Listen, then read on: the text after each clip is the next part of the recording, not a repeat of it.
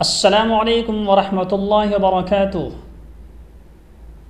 جوتشیوں کے پاس جانا، اسلام کا تصور یہ ہے کہ اللہ کے علاوہ کوئی بھی شخص غیب کی باتوں سے باخبر نہیں ہے۔ آئندہ زمانے میں پیش آنے والے واقعات کا علم صرف اللہ تبارک و تعالیٰ کو ہے۔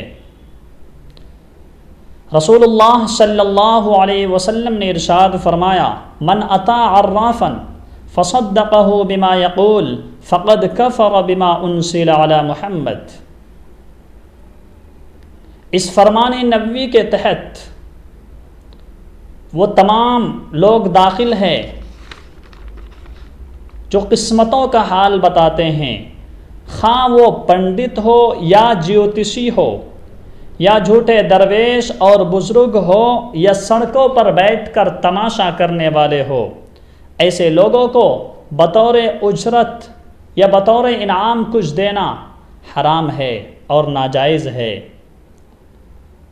اور ان کے پاس جا کر اپنے ہاتھ کو دکھانا اور اپنی قسمت کے بارے میں معلومات دریافت کرنا اور پوچھنا یہ ناجائز اور حرام ہے۔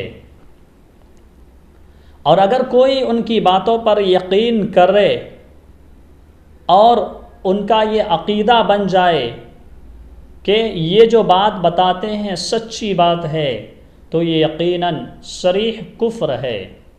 اللہ ہم سبھی کو اس طرح کی غلط عقیدے سے بچنے کی توفیق برحمت فرمائے۔